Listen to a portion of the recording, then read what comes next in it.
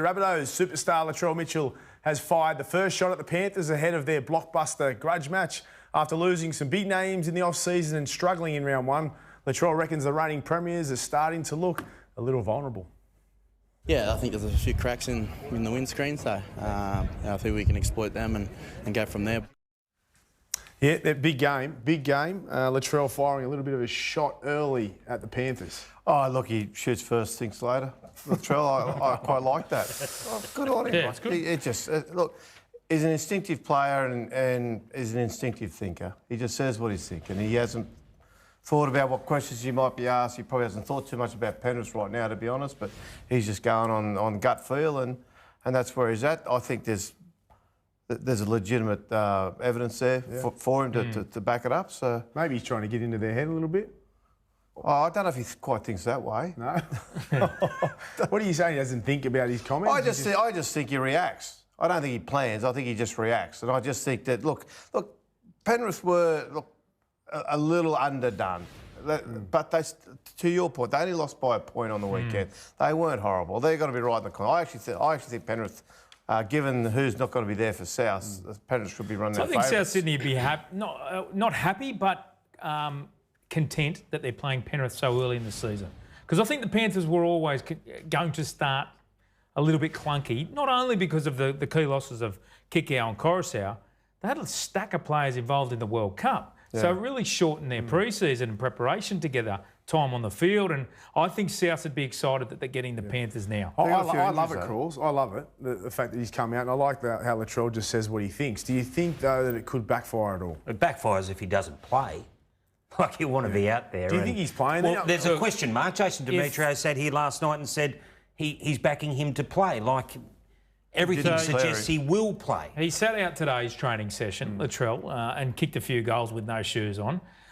They have a training session in the morning, South Sydney. Now, providing he gets through that, he'll play. The thing is, too, the Panthers are the benchmark. They're the back-to-back premiers. South Sydney go into this season knowing that their window's open. They've got a side that has had little change. They're ready to... They want to fight for the title, and there's nothing better than second up, getting a chance against the reigning champs. Like, he's primed for a fight. Yeah. We keep talking about what Penrith haven't got, and I was really impressed with the way South Sydney responded with what they haven't got. They lost Jai Arrow, hamstring. They lost Totola.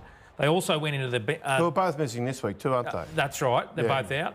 And they went into the game without Hame Sele, Jacob Host. They're key. Saleva Havili, they're key members of the South Sydney bench. And they responded with younger kids, Davey Moali, Michael Cheekham did a job for them. South Sydney have a deeper squad than I think they're getting credit for. Well, Jason Demetriou was on last night, and what he was most impressed with was that, because he believed last year in that situation, losing those players, not having them on the field, Totola going down, they would have lost. So he already thinks they've matured and progressed into a better team over the pre-season. Do you guys see the same? Well, you could see it clearly against Cronulla the other night, the way that they've also changed their attack around to put more, use Lockie Ilias more, and Cameron Murray's helping out there. And last year they weren't a threat on the right side, and they really did miss Adam Reynolds. And at times even their left edge would break down, but now... He's a year older. They're a more formidable side. Yeah, they look very confident. I think they're going to go well this year. As for the Panthers, they're not hitting the panic button, refusing to buy into Latrell's comments or Sledge's concerns about their round one loss. Yeah, didn't really buy into it too much. So, yeah, it probably was just sort of a bit of cheek, so it's all good. Yeah, it just washes over pretty much. So one in one ear, out the other, so don't really buy into it. Just Latrell, being Latrell, I think he's got every right to say what he likes, but yeah, process is normal over here.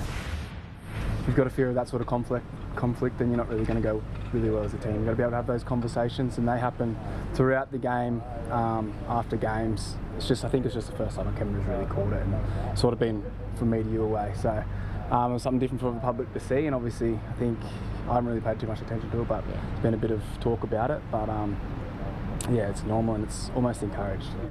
Yes, the players aren't buying into it. It's business as usual. They've gone back-to-back looking for a three-peat. They tend to think it's not a big deal. Buzz thought it was last night. What about you two? The Luwai incident? Yes. Oh, look, it's not the biggest deal you'll ever see. You do hear of players that have arguments on the field. My take on it is that it didn't do Jamin Salmon any good having one of his teammates berate him on the field. And then you guys sat here last night and you spoke about how he said he was tired and he couldn't get there. And who you know, what sort of footballer admits that? How does that do him any positives? Like, it doesn't make him. And Andrew Johns has had his say about it. And we all know Joey in his day, he used to berate players on the field. But you'd hope as a 50-year-old man now, he would have a different tact. Like, you don't have to stand there and do it that way. I agree with Buzz, someone at Penrith should pull him aside and say, don't do that to your teammates in public.